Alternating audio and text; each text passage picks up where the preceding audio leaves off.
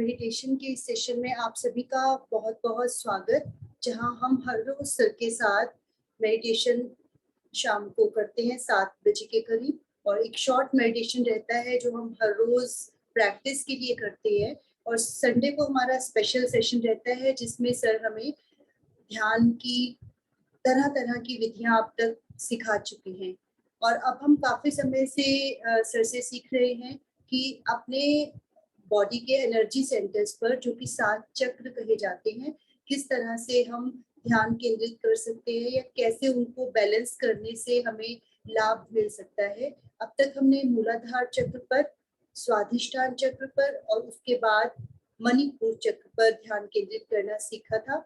मूलाधार चक्र का बीज मंत्र था ल, स्वाधिष्ठान चक्र का व और मणिपुर चक्र का र।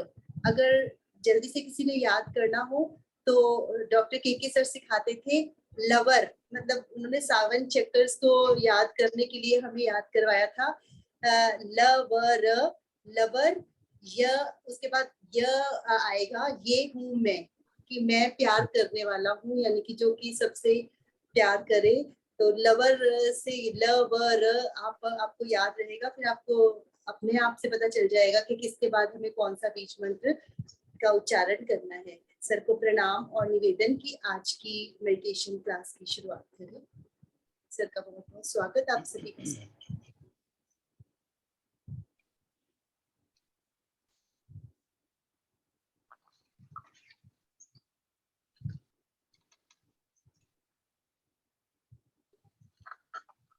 मेडिटेशन के आज के सेशन में आप सभी का बहुत बहुत स्वागत। जैसा कि आप सब जानते हैं कि हम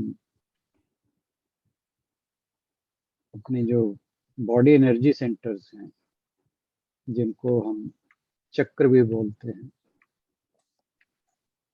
7 चक्र हैं जो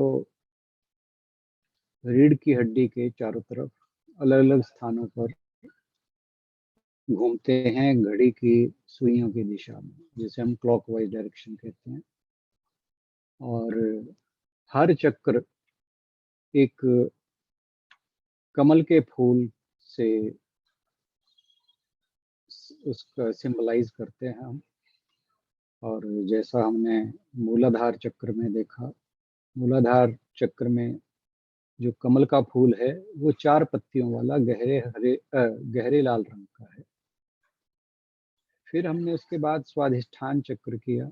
स्वाधिष्ठान चक्र जो है वो ऑरेंज कलर का है, वर्मियोन कलर जिसे कहते हैं, और वह 6 पत्तियों वाला कमल का फूल है जो स्वाधिष्ठान चक्र पे फिर घड़ी की सुइयों की दिशा में घूमता है।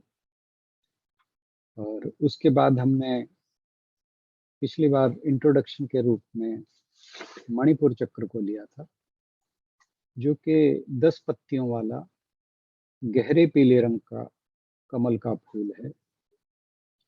जैसे मैंने पहले भी बताया था कि ये सभी चक्र जो हैं, जो भी हम सिंबल्स और इनके लोकेशंस यूज करते हैं, वो एक किस्म से हमें एक रेफरेंस पॉइंट के हिसाब से उनको यूज करते हैं। We cannot be very fixated about these things. तो जैसे यहाँ पर बताया गया है, उनको एक रेफरेंस मान के, क्योंकि ये जो चक्रास हैं ये कोई फिजिकली एग्जिस्ट नहीं करते। एनर्जी हम फिजिकली नहीं देख सकते, तो ऐसे ही ये, क्योंकि ये एनर्जी चक्र है, तो ये चक्र हमें, ये कोई फिजिकली इनको लोकेट नहीं किया जा सकता। हम केवल इनकी पोजीशंस को एज रेफरेंस पॉइंट यूज कर सकते हैं, ताकि हम उस पार्ट को, जो भी स्पाइन का पार्ट है, वहां पर एक अप्रॉक्सीमेट लोकेशन जो है वो समझ पाए कहाँ पे हो सकता है। तो जैसा मैंने कहा, मैंने बिहार स्कूल ऑफ योगा जो है स्वामी सत्यानंद सरस्वती, जिन्होंने योगा के ऊपर बहुत रिसर्च की है, अब वो नहीं रहे। तो उसके हेड रहे हैं उनसे पहले स्वामी शिवानंद सरस्वती थे, ऋषिकेश वाले, बहुत नामी संत थे। ऐसे ही स्वामी सत्यानंद सरस्वती थे। स्वामी सत्यानंद सरस्वती ने योगा को एक साइंटिफिक बेस देने की कोशिश की।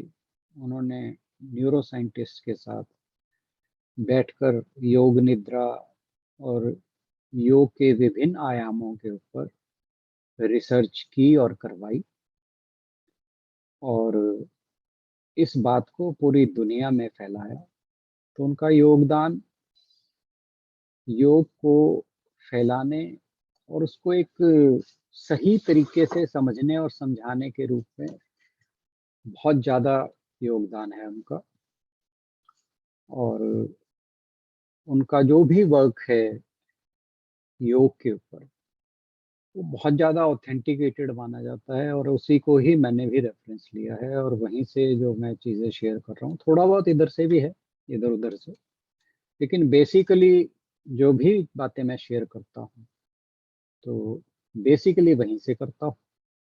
और उसके अलावा कहीं कुछ और मिलता है तो वो मैं ऐड ऑन कर देता हूँ।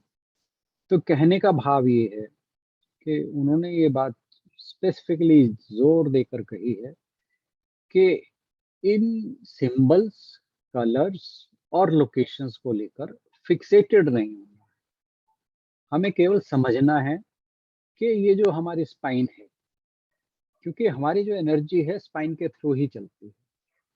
और जैसा मैंने बताया था कि वो जो हमारी एनस है, गुदा, उसके थ्रू अगर हम इस एनर्जी को कंजर्व नहीं करते तो वो डिसिपेट होती रहती है, यानी उसका क्षय होता रहता है उस ऊर्जा का। तो ऊर्जा के क्षय को रोकने के लिए सभी संत महात्मा ज्ञानी जन बताते हैं कि हमें यथासंभव जब भी याद आए मूल बंध का प्रयोग करते रहना चाहिए, मूल बंध लगाते रहना चाहिए। चाहे आप कुछ भी कर रहे हो, जब भी आप बैठें, जब भी आपको याद आए, और जितनी देर आपको कंफर्टेबल लगे, दिन में चाहे 10 बार, 20 बार, 50 बार, 100 बार, वो हार्डली मैटर। जब भी आपको याद आता है, इसमें खाने के पहले बाद कोई इस तरह का कोई इशू नहीं है, तो आप मूलबंध लगाएं ताकि उस ऊर्जा का क्षय ना हो, एनर्जी की डिसिपेशन रुके। ये हमें ध्यान रखना चाहिए। और जब हम उस एनर्जी को कंजर्व करते हैं तो वो जो एनर्जी है वो ऊर्ध्वगामी हो जाती है, यानी एनर्जी का फ्लो जो है ऊपर की ओर चलने लगता है। तो यानी जो स्पिरिचुअल प्लेन है उसकी ओर चलने लगता है। हायर एशेलन्स ऑफ माइंड जो है हमारी एग्जिस्टेंस के, उसकी तरफ चलने लगता है, और हमें जो है आध्यात्मिक अनुभव होने लगते हैं। आध्यात्मिक यात्रा में हमारे जो है ग्रोथ होने लगती है। ये सारी बातें जो मैं कह रहा हूँ ये शास्त्रों में जैसे लिखी है मैं वही बता रहा हूँ। मैं हमेशा एक डिस्क्लेमर कहा करता हूँ कि मैं बहुत कोई ज्ञानी आदमी नहीं हूँ, और ये बिल्कुल सत्य बात है कि ये स्वस्फुरित ज्ञान नहीं है। ये सब ज्ञान जो मैं आपसे शेयर करता हूँ ये शास्त्रों का ज्ञान है। मेरी कोशिश रहती है कि ऑथेंटिकेटेड सोर्सेज से ही आप तक ये बातें पहुंचाऊं। प्रयास मेरा यही है। बाकी जैसा कि मैं हमेशा कहता हूं कि आप में से कोई भी किसी को कोई बेटर बात पता लगती है तो do share and do correct me. I am open to everything. तो मणिपुर चक्र की हम बात कर रहे थे। मणिपुर चक्र जो है, जो मैंने बात जहाँ से हम विषय से थोड़ा सा अलग हट गए थे, वो बात ये थी कि हमें लोकेशन, कलर और जो स्थान है, खैर वो लोकेशन में आ जाता है। तो फूल जैसे बात करते हैं हम, कमल का फूल, ये सभी चीजें जो हैं एक रेफरेंस के लिए ही यूज करनी है। तो इनके लिए रिजिड होने की आवश्यकता नहीं है। हमारा केवल और केवल एक जो प्रयास है और लक्ष्य है, वो है अपने एनर्जी सेंटर्स को एक्टिवेट करना और बैलेंस करना। मणिपुर चक्र जो है वो हमारी लाइफ के लिए बहुत इंपॉर्टेंट चक्र है। ये जैसा मैंने पिछली बार 2 चित्र आपसे शेयर किए थे, इसमें राजसिक गुण ज्यादा रहता है। तो जितने भी हमारे कर्म क्षेत्र के काम हैं, वो मणिपुर चक्र के द्वारा, कुछ हमने अचीव करना है, कुछ पाना है, ये सब मणिपुर चक्र के द्वारा ही होते हैं। जिनमें ये एक्टिवेट रहता है। ओवर एक्टिव रहता है तो हम बहुत ज्यादा, हमारे मन में तृष्णा स्पृहा बढ़ती है चीजों को, इच्छाओं की पूर्ति की। तो एक बैलेंस स्ट्राइक करना होता है। तो जब हम मणिपुर चक्र के ऊपर ध्यान करते हैं, तो अगर ये एक्टिवेटेड नहीं है तो एक्टिवेटेड हो जाएगा। जो आलस्य निद्रा के मारे हुए हैं, वो उनमें कर्म करने की एक भावना जगेगी। जो ओवर एक्टिव हैं, वो जो है उनमें एक संतुष्टि का भाव आएगा। तो ये मणिपुर चक्र के बारे में कहा जाता है। तो हमारा प्रयास है, हमारा कोशिश है कि हम इसको बैलेंस करें। और बैलेंस के लिए मैंने बताया था, मणिपुर चक्र पे ध्यान करना है। और मन ही मन जब भी हम इस चक्र के ऊपर ध्यान करें, तो हमें जो इसका बीज मंत्र है रम, उसके ऊपर मन ही मन उच्चारण करना है, चक्र के ऊपर ध्यान करना है। उससे पहले एक 2 बातें मैंने आपसे बताई थी। एक तो उड्डयन बंद। क्या आपने कोशिश की पिछले 1 हफ्ते में जानने की कि उड्डयन बंद कैसा लगता है? तो क्या आप शब्दों द्वारा बता पाएंगे इसको? क्योंकि करके दिखा पाना अगर संभव होता तो मैं ही कर देता, क्योंकि एक वर्चुअल मीटिंग के अंदर उसको दिखा पाना थोड़ा सा मुश्किल काम है। और अगर आप शब्दों द्वारा बता पाएंगे तो थोड़ा सा मैं भी उसमें कंट्रीब्यूट कर दूंगा और थोड़ा और क्लियर हो जाएगा सभी के लिए। और जैसे आशु जी हाँ कर रही हैं, अगर किसी और ने जानने की चेष्टा की हो, प्लीज वो भी शेयर करें अपनी बात को।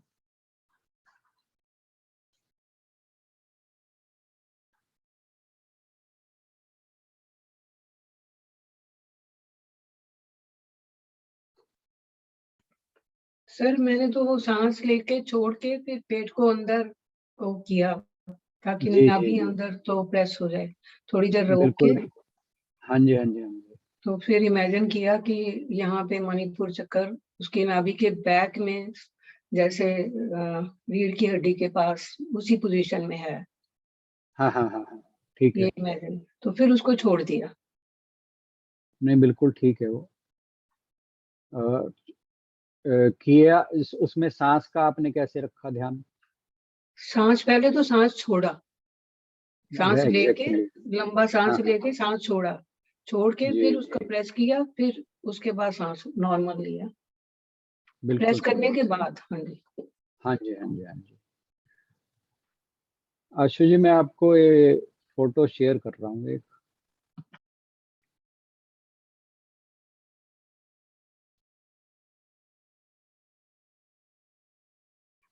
आप जरा इसको स्क्रीन पे लगा दीजिए ताकि सबको थोड़ा और क्लियर हो जाए।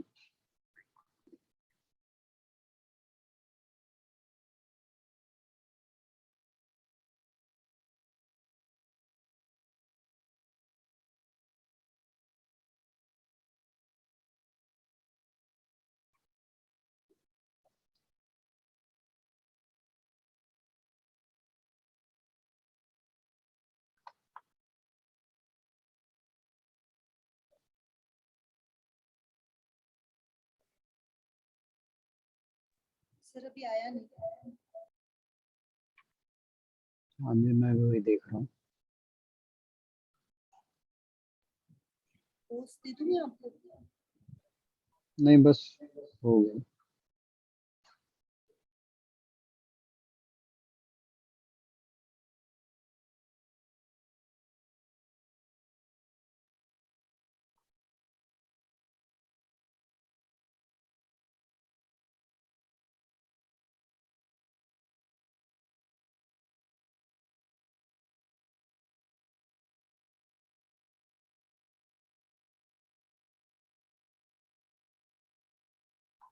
देखिए अब आप।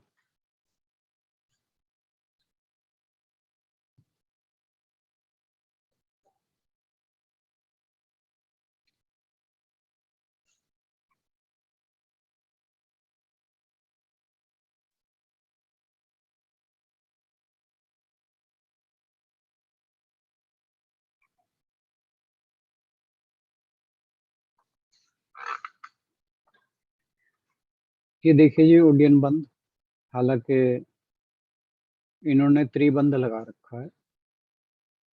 त्रिबंध मैंने जैसे पिछली बार बताया था कि एक तो मूलबंध, सबसे पहले मूलबंध लगता है त्रिबंध के अंदर। दूसरा जो है वो ये जो एब्डोमिनल लॉक बोलते हैं इसको, जो उड्डयन बंध है। फिर जब हम अपनी चिन को चेस्ट के साथ लगाने की कोशिश करते हैं, ये हो जाता है जलंधर बंध। अक्सर उड्डयन बंध को अकेला नहीं लगाते, मूल बंध लगाकर ही लगाते हैं। परंतु अगर त्रिबंध लगाना हो तो हम साथ में चिन लॉक भी लगाते हैं। तो पहला एनस लॉक, दूसरा एब्डोमिनल लॉक और तीसरा चिन लॉक, इसको बोलते हैं हम त्रिबंध। मैं बात मूल बंध की हम कर चुके हैं, बहुत बार कर चुके हैं। अब बात करते हैं उड्डयन बंध की। उड्डयन बंध में करना क्या होता है कि हम सांस को बहुत गहरे से एक बार लेते हैं और फिर छोड़ देते हैं। छोड़कर हम तुरंत मूल बंध लगाते हैं, अपने जो एनस मसल्स हैं उनको ऊपर की तरफ खींचते हैं। और फिर उसके बाद जो पेट है, नाभि को हमारी कोशिश रहती है कि हम रीढ़ की हड्डी तक ले जाएं। और जहां पर ये रीढ़ की हड्डी में नाभि लगती है या जाने की कोशिश करती है, वो स्थान जो है वो मणिपुर चक्र का स्थान है। ये है पहली जो एक practice to locate your Manipura chakra. Manipura चक्र की इंपॉर्टेंस इसलिए भी है कि आपको सब जानते हैं इस बात से, यू आर वेल अवेयर कि जब फीटस में बच्चा जो जब पेट में फीटस होता है तो उसका जो खाना पीना है, उसकी जो भी रिक्वायरमेंट है ग्रोथ की, वो नाभि से जो है उस बच्चे को खाना मिलता है एक पाइप के द्वारा। उसको क्या बोलते हैं मुझे फिलहाल याद नहीं आ रहा। हिंदी में नाल बोलते सर हैं, इंग्लिश में placenta. Placenta. Placenta. Yes yes yes, placenta के थ्रू जो है umbilical जब cord तक। and placenta. हाँ जी हाँ जी हाँ जी, थैंक यू। तो जो बच्चे को जो भी आपूर्ति होती है, उसकी रिक्वायरमेंट है, जब तक वो माँ के गर्भ में रहता है, तो उसी से ही एनर्जी मिलती है। तो यू कैन अंडरस्टैंड, और सारी की सारी हमारी नर्व्स का सेंटर जो है वो नाभि है। तो यू कैन वेल इमेजिन कि नाभि की इम्पोर्टेंस हमारे शरीर के लिए कितनी है। तो सारे जो शरीर के चारों तरफ नर्व्स जाती हैं वो नाभि से ही जाती हैं। और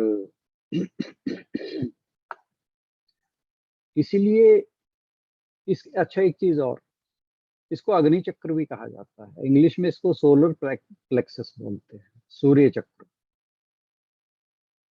तो जो अग्नि है, अब जैसे हमारे जितने भी पाचन संबंधी क्रियाएं हैं वो सारी की सारी आपको जानकारी होगी कि उसके लिए शरीर के अंदर गर्मी चाहिए होती है, पेट के अंदर, जिसे हम जठराग्नि भी बोलते हैं आयुर्वेद के अंदर। तो अग्नि का बहुत बड़ा रोल है हमारे जितने भी इम्पोर्टेंट जूसेस हैं जो खाने से निकलते हैं। तो ये सारी बातें हमें इस ओर इशारा करती हैं कि मणिपुर चक्र जो है उसका हमारी लाइफ के साथ, हमारी बॉडी के साथ, हमारे प्राण के साथ कितना गहरा संबंध है और कितना इम्पोर्टेंट रिलेशन है। गहरे के साथ साथ बहुत ज्यादा इम्पोर्टेंट है। तो इसीलिए इसका एक्टिवेशन या बैलेंस करना जो है वो बहुत ही जरूरी होता है। तो एक प्रैक्टिस तो उड्डयन बंद की होगी इसको लोकेट करने के लिए और एनर्जाइज करने के लिए। और मेरे ख्याल से बहन जी अब बंद कर दीजिए इसको। और दूसरी प्रैक्टिस जो है वो है, ये हम अभी कर ही लेते हैं ताकि फिर हम मेडिटेशन जब करें तो यहीं से स्टार्ट कर देंगे। तो आप सभी अपना अपना एक पोजीशन ले लीजिए मेडिटेशन की।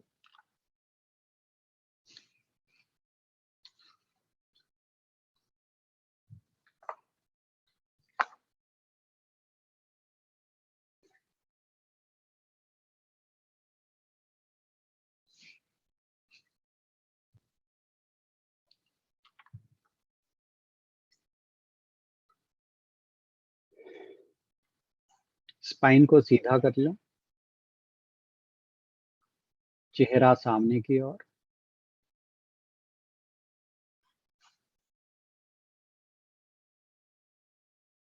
ज्ञान मुद्रा या फिस्ट लॉक लगा के बैठ जाएं।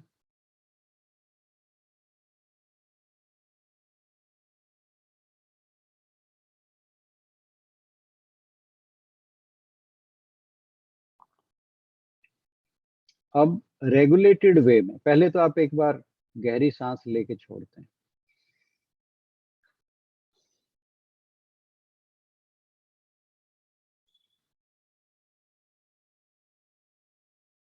अब आप ये देखें कि आपने जब गहरी सांस लेकर छोड़ी तो आपने क्या किया। एक बार उसको रिविजिट करें। हम अक्सर गहरी सांस का मतलब लेते हैं कि अपनी चेस्ट में सांस पूरा भरा और छोड़ दिया। ये एक बहुत अच्छी विधि नहीं है। गहरी सांस का मतलब होता है कि हमारी नाभि से नीचे तक जो है वो श्वास जाए। इसको बोलते हैं गहरा सांस लेना। पेट जो है वो एक्सपेंड करना चाहिए और जो सांस है वो जितनी गहरी जा सके नाभि से नीचे, सोचिए आप ब्लैडर तक टच करते हुए या एनस तक टच करते हुए, बहुत लोग कर लेते हैं ऐसा। तो अब आपने एक रेगुलेटेड मैनर में सांस लेनी है, रिदमिक वे में। ज्यादा मतलब जो आपको सुविधाजनक हो, जितना आप कंफर्टेबल हो, जितना लंबा ले सकें। तो गहरी सांस लें और छोड़ें, बट एक रिदमिक वे में।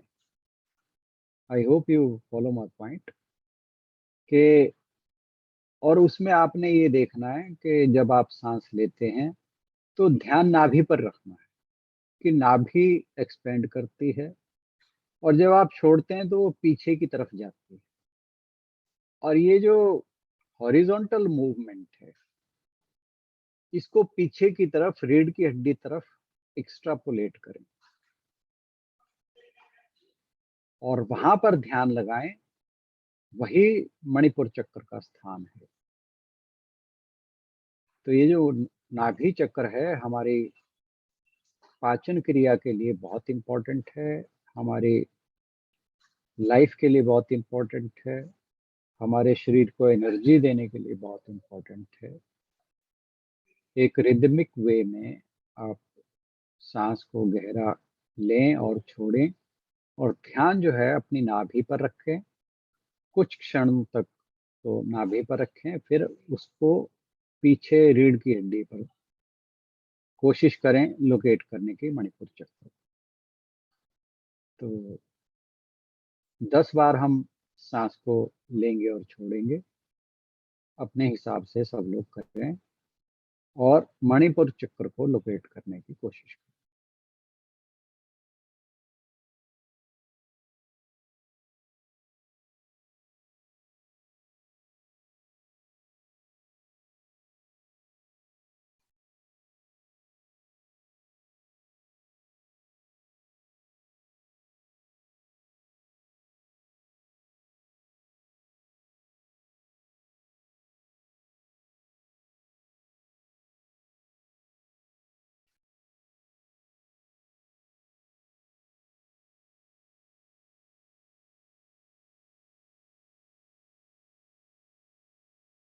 फाइव,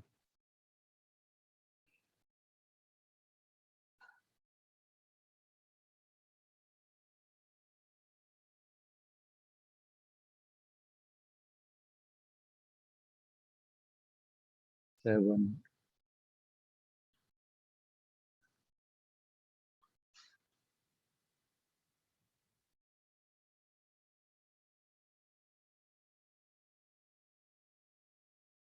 9,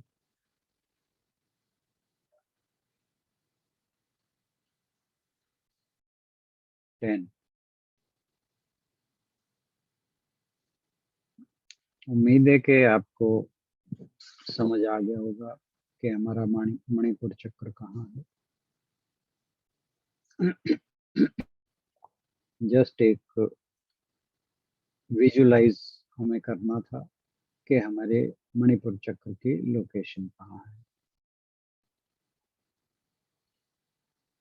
अब आप जो है एक्चुअल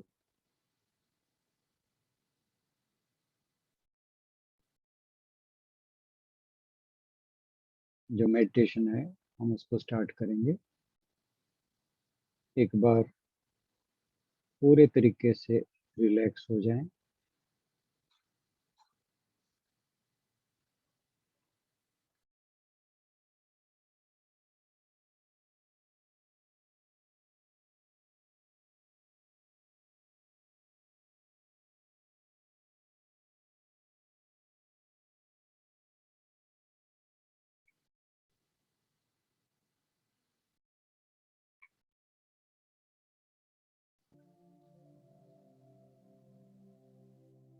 गहरी सांस लें और छोड़ें।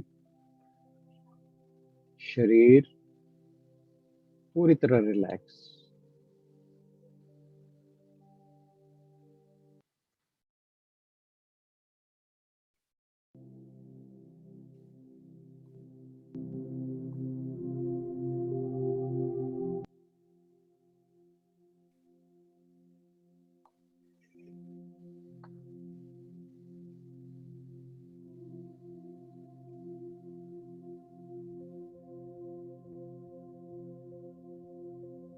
सबसे पहले अपना ध्यान मूलाधार चक्र पर लगाएं।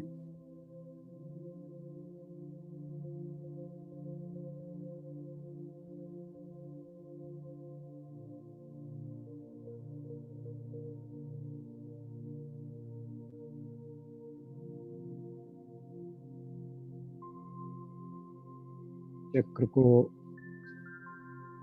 रीढ़ के हड्डी के चारों तरफ क्लॉकवाइज डायरेक्शन में घूमता हुआ महसूस करें।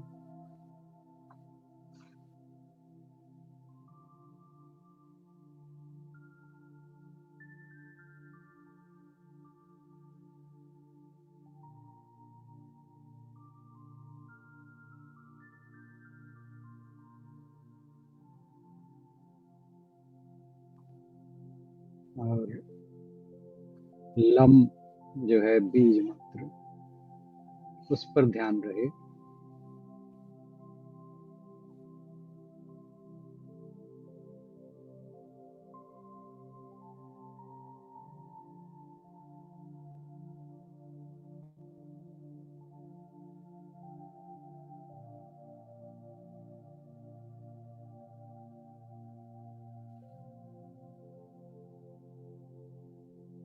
इसके बाद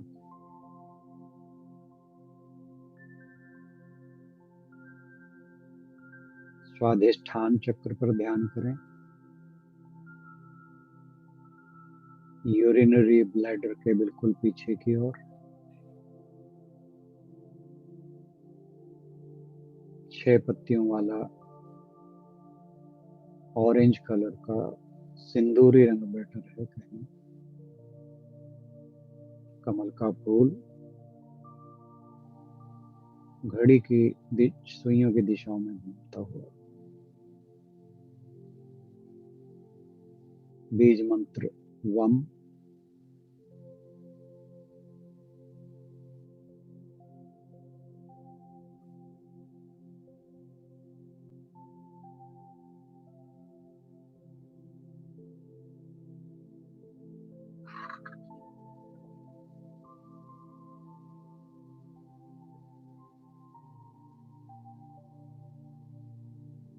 मूलबंध को यथा समय लगाकर रखें।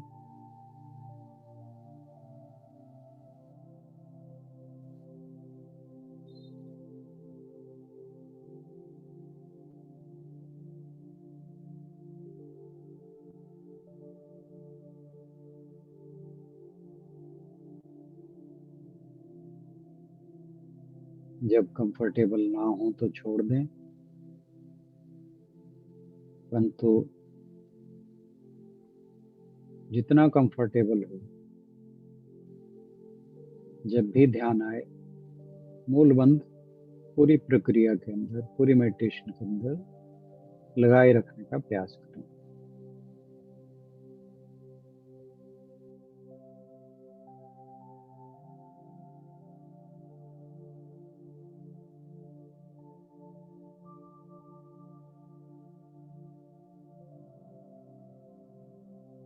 जब ध्यान आपका चक्रों पर आ जाता है, फिर मन में और कोई विचार नहीं रहता। फिर एनर्जी फ्लो जो है वो आपको स्पाइन में महसूस होने लगता है। जैसे मैंने आपको कहा था कि एक इमेजिन करना है ट्रांसपेरेंट पाइप, जिसमें जब हम सांस लें वो मरकरी जैसे बैरोमीटर में या बीपी मॉनिटर के अंदर ऊपर की ओर चलता है, ऐसे सांस को विजुलाइज करें, छोड़ते हुए नीचे को। जब आपका ध्यान गहरा हो जाएगा, भटकेगा नहीं, विचार और कोई नहीं आएगा, तब आपको उस ट्रांसपेरेंट पाइप में ऊर्जा का प्रवाह ऊपर की ओर जाता महसूस होगा।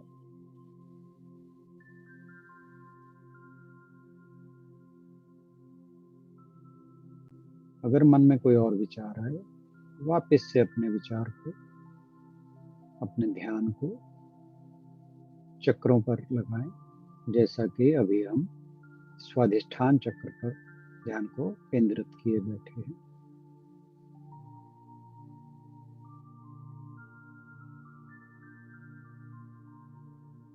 एक गहरी सांस लेकर छोड़ें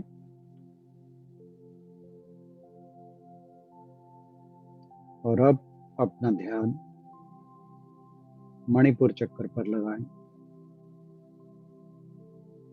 जिसे अभी हमने छोटे से अभ्यास के द्वारा लोकेट करने की कोशिश की थी, नाभि के बिल्कुल पीछे की ओर।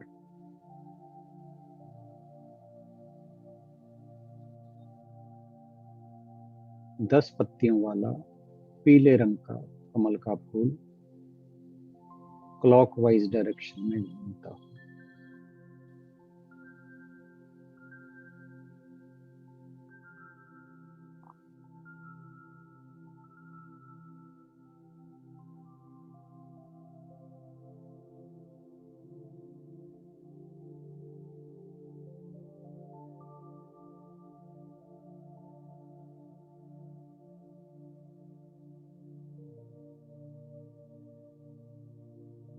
इसका बीज मंत्र है रम। मन ही मन उच्चारण करें। कैसे करना है? रम।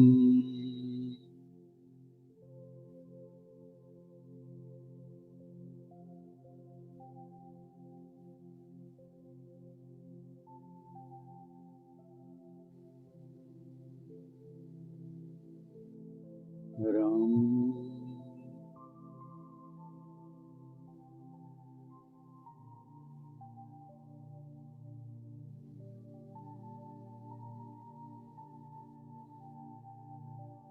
ध्यान मणिपुर चक्र पर।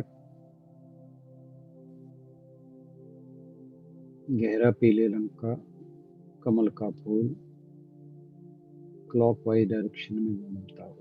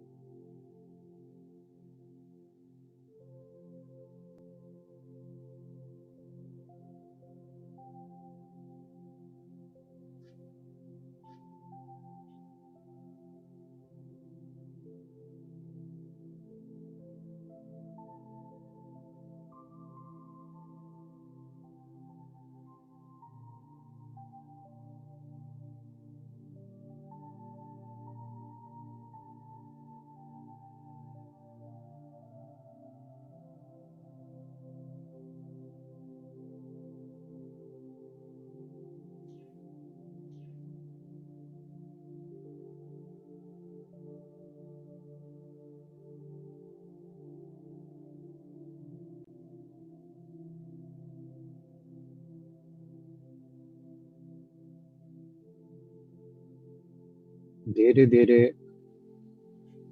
अपने वातावरण के प्रति अवेयर हो जाएं।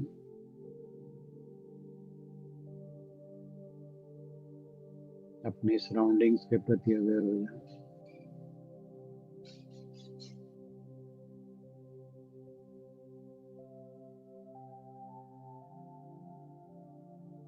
अपनी सीट के प्रति अवेयर हो जाएं।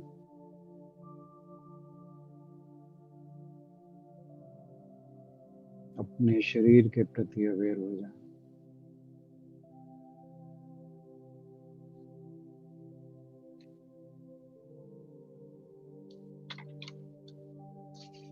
हाथों को आपस में रगड़ते हुए आंखों पर रखें और नीचे की ओर देखते हुए धीरे धीरे अपनी आंखों को खोलने का प्रयास करेंगे।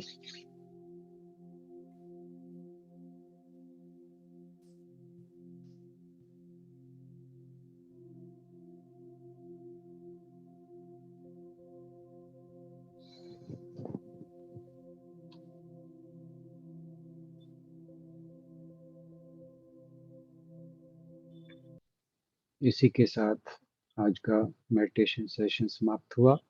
आप सभी का बहुत बहुत धन्यवाद।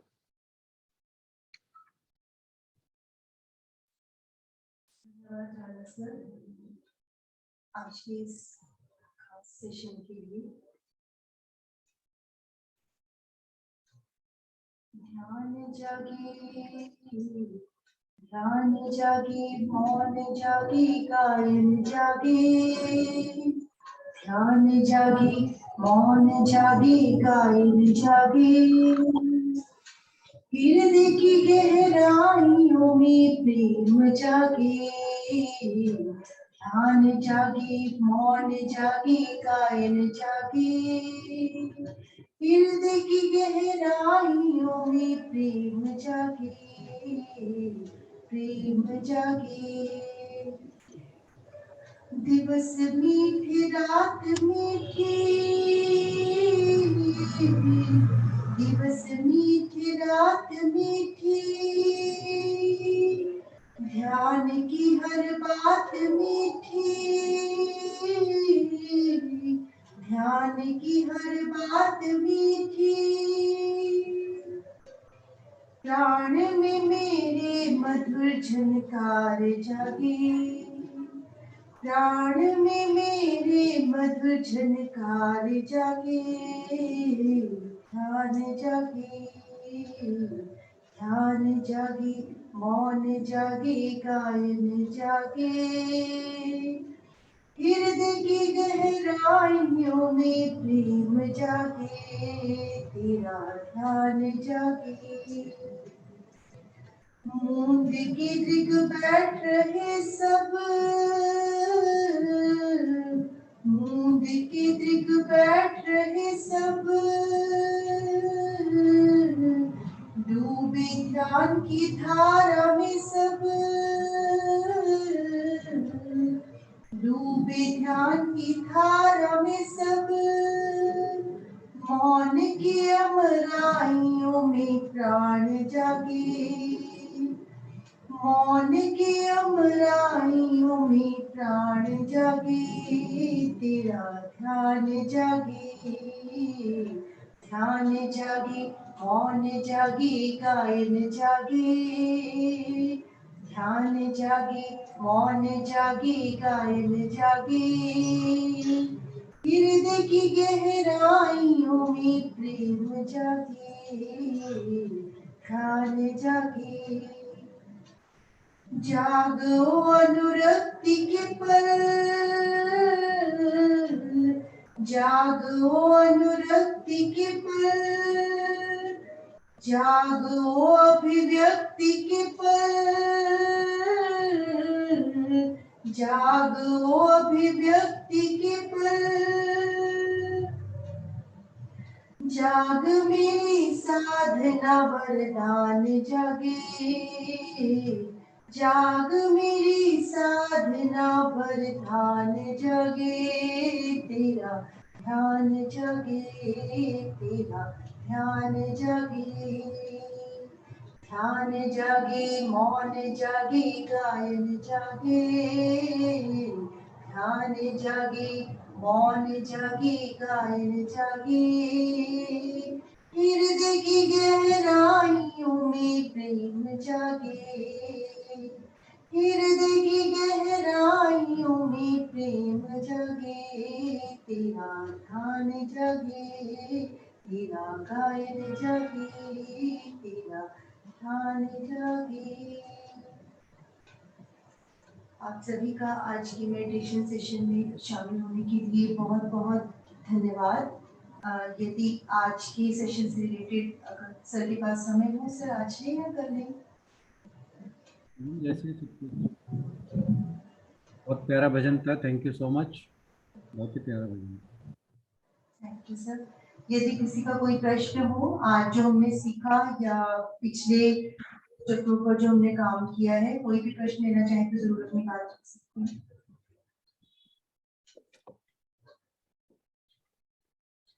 सर मैंने, हाँ जी सर जो आप कहते हो कि हर वक्त लगाने की कोशिश करो मूल बंद, तो कई बार जैसे कंफर्टेबल पोजीशन में बैठे हैं, सोफे पे बैठे हैं, तब भी लगा सकते हैं कि रीढ़ की हड्डी सीधी होनी चाहिए हमेशा?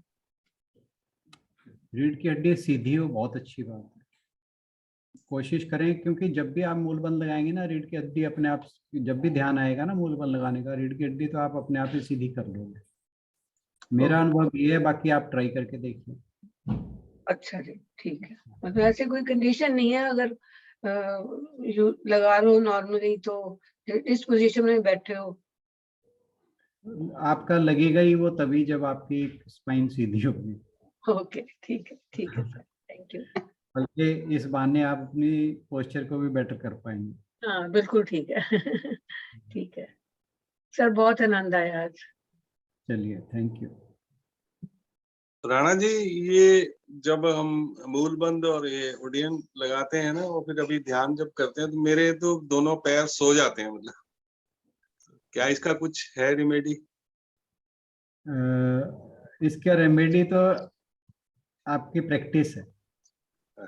ठीक है। जैसे मेरी बिटिया है, वो कई बार शेयर करती है आके, वो जब उसने शुरू किया था मेडिटेशन, तो वो यही कहती थी, पापा मेरी जो लेग्स हैं वो बहुत ही ऐसे लगता है कि जैसे बेचैनी हो रही है उसके अंदर, और कई बार ऐसे लगता है कि सो गई है।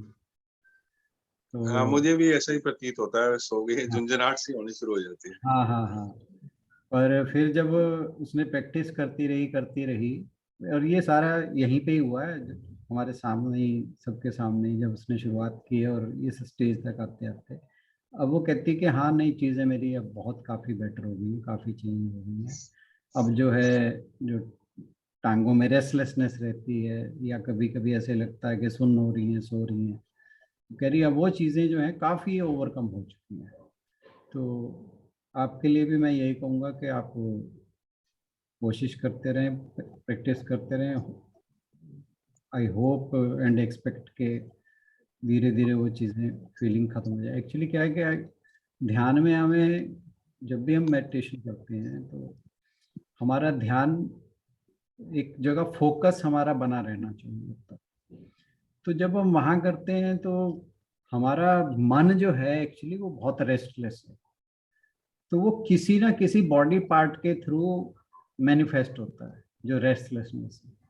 और जनरली हमारी पैरों, क्योंकि वो सबसे ज़्यादा एक्टिव जो है बॉडी का पार्ट है, चलते फिरते उठते बैठते वो सबसे ज़्यादा यूज होता है। तो उस कारण जब हमारे मन को हम कोशिश करते हैं फोकस करने की, तो वो जो रेस्टलेस की मैनिफेस्टेशन है वो पैरों और टांगों की तरफ शिफ्ट कर जाती है। पर जैसे जैसे हम ध्यान करेंगे, हमारा माइंड जो है वो शांत होना शुरू हो जाएगा, तो वो लेग्स में भी या पाँव में भी रिफ्लेक्ट होना शुरू हो जाएगा। It is a matter of practice. I hope you will achieve it. Thank you sir. Thank you जी, थैंक यू। सर, जिन्हें स्पाइन की कोई प्रॉब्लम चल रही है वो उडियन बंद लगा सकते हैं? उन्हें कोई दिक्कत तो नहीं उडियन बंद लगाने में? जितना कंफर्टेबल हो, ओवर स्ट्रेच नहीं करना, ओवर एक्सर्ट नहीं करना। सर इसमें जो आपने पिक्चर दिखाई थी इसमें तो बहुत पीछे तक तो वो पेट को ले गया था, लेकिन हम इतना तो नहीं ले जा पाते कि बिल्कुल। एक्चुअली क्या है कि जो बेली फैट है वो उस पर डिपेंड करता है। अब जैसे मैं हूँ, मैं लगा लेता हूँ क्योंकि मेरे पे फ्लैश तो है ही नहीं बॉडी पे तो वो इसलिए लगता है अगर बेली फैट होगा तो ऐसा कब, but with time you will find कि चीज़ें जो हैं काफ़ी अच्छी होती हैं।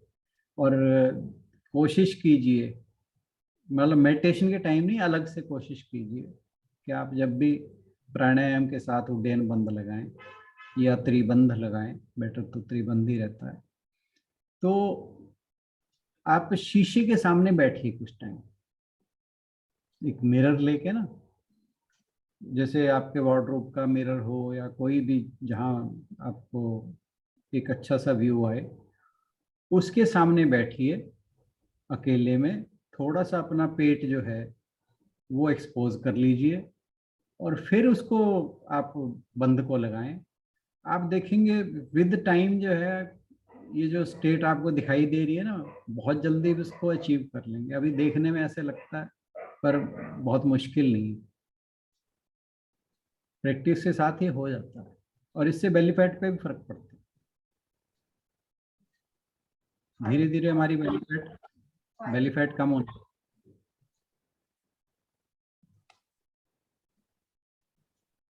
फायदे भी मैंने कहा बहुत लिखे हुए हैं इसके गूगल पे उड्डयन बंद के। हाँ जी, बहुत बहुत हमारे जो डाइजेस्टिव सिस्टम है उसको बहुत हेल्प करता है। एक आईबीएस बीमारी है जो आजकल हर एक को है, इरिटेबल बाउल सिंड्रोम, मेरे ख्याल से 90% लोगों को रहती है, तो उसके लिए बहुत ही अच्छी चीज है आईबीएस के लिए। मैं तो डेली प्राणायाम करता हूँ, तो मैं तो तीनों बंद लगाता हूँ, तो कभी कोई ऐसी दिक्कत लगती नहीं है। स्पाइन में मेरी भी दिक्कत है। आप जो परेशानी अगर होती है ना, तो उसका तरीका ये है कि आप चेयर पे बैठ के लगाएं, बेड पे बैठ के पीछे सहारा लीजिए। अगर आपकी स्पाइन में कोई दिक्कत है तो उसका तरीका यही है कि आप सहारा लेके बैठें। अगर आपकी स्पाइन में प्रॉब्लम है, आप कोई भी प्राणायाम करते हो तो बिना सहारा लिए करेंगे तो वो एग्रीवेट हो सकती है स्पाइनल प्रॉब्लम। बट जैसे मैं चेयर पे बैठ के करता हूँ, कभी कभी बेड पे बैठ के भी कर लेता हूँ, तो मैं वहाँ पर पीछे अपने पिल्लो लगा दूंगा, चेयर पे बैठूंगा तो अपनी तभी कोई दिक्कत नहीं है। और मैं स्पाइन की प्रॉब्लम मुझे बहुत कई सालों से चल रही है, 15-20 साल से है। बट लोग ये भी कहते हैं कि स्पाइनल प्रॉब्लम के साथ आपको क्रॉस लेग करके बैठना, जैसे हम चौकड़ी मार के बैठना कहते हैं, उसमें दिक्कत होती है। नहीं, मैं तो अब भी बैठ के आपके सामने जब किया है अभी साथ में, तो क्रॉस लेग से ही बैठा था और ठीक है। पर ये कि स्पोर्ट बैक को सपोर्ट चाहिए आपकी, कैसे भी कर सकते हैं। और दो सबसे बड़ी बात ये प्राणायाम, आसन, किसी भी पोजीशन में, जैसे आसन के लिए तो पोजीशंस ही हैं सारे, हमें किसी भी पोजीशन में आने के लिए को ये नहीं, हम जैसे उड्डयन बंद की आपने बात की कि ये तो बिल्कुल ही पीछे लगा हुआ, तो ये नहीं हम कि पहले दिन ही हम सोचेंगे हमारा पीछे जाके स्पाइन से पेट लग जाएगा, वो पॉसिबल ही नहीं। But with practice you will find. तो ओवर स्ट्रेच कभी भी ना करें, प्राणायाम में भी और आसन के अंदर, ये हमेशा ध्यान करना है। जितना आपकी बॉडी स्ट्रेस सहन कर सके उससे एक नोच नीचे ही रहे बस। ये एक बहुत ही हेल्पफुल फॉर्मूला है, सूत्र जिसे कहते हैं, कि जहां तक आप अपने आप को स्ट्रेच कर सकते हैं, यू जस्ट रिमेन वन नोच डाउन फ्रॉम दैट, और धीरे धीरे फिर वो नोचेस विल गेट हायर। फिर जो आपकी पोजीशन जो भी आप लगाना चाहते हैं वहां तक आराम से पहुंच जाएंगे। विद प्रैक्टिस वो हर चीज आप अचीव कर सकते हैं, इसमें कोई दो राय नहीं है। बहुत लोगों को हमने बहुत मोटे मोटे देखे हैं सब कुछ ठीक होते हुए, बाकी वो डिपेंड सारा कुछ प्रैक्टिस पे ही करता है। और don't rush up anything, don't overdo anything, be patient, सब कुछ होगा, सब कुछ सही होगा। और प्राणायाम के बारे में एक बात कहनी थी मुझे, नेक्स्ट टाइम कहूँगा, मुझे रिमाइंड करा देना कि आपने कुछ कहना था। कि हम ये जो सिंबल्स का सहारा लेते हैं, अल्टीमेटली मैं आपको ये बताना चाहता था कि हमें ये सारे सिंबल जो है ना, ये जैसे एक बच्चा एक चलना सीखता है तो पहले हम उसे वॉकर देते हैं, है ना, फिर धीरे धीरे उसे ट्राई साइकिल देते हैं, फिर एक साइकिल देते हैं विद स्पोर्ट्स, ठीक है ना, फिर एक स्पोर्ट हटा देते हैं, फिर दोनों स्पोर्ट हटा देते हैं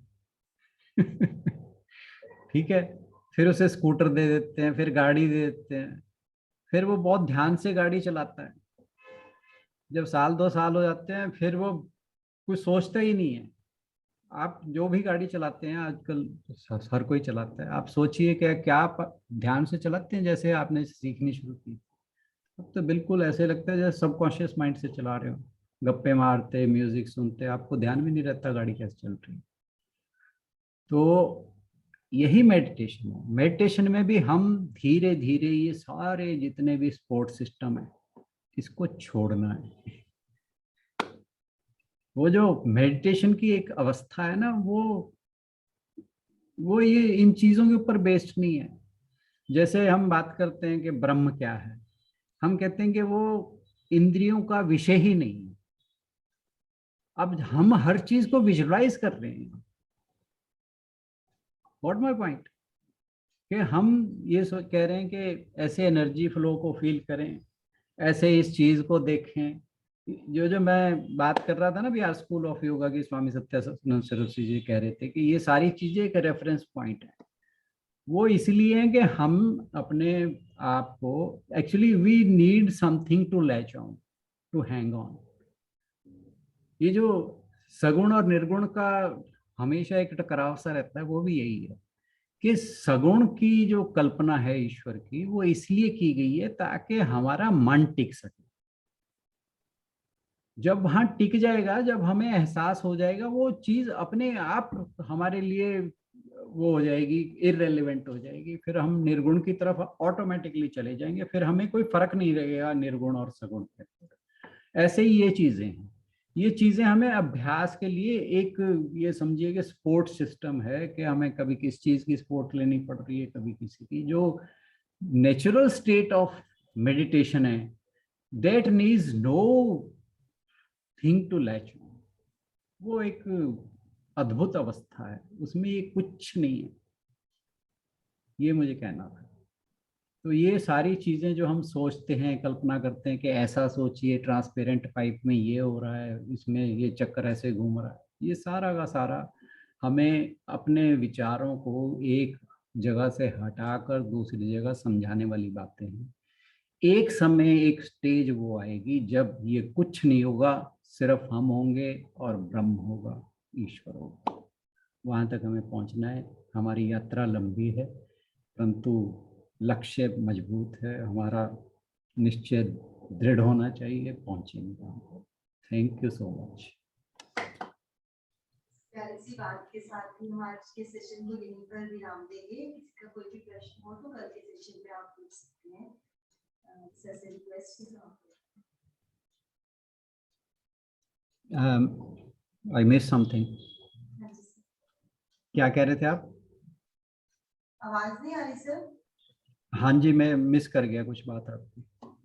नहीं चलते हैं सर, समापन की ओर चलते हैं। ओके।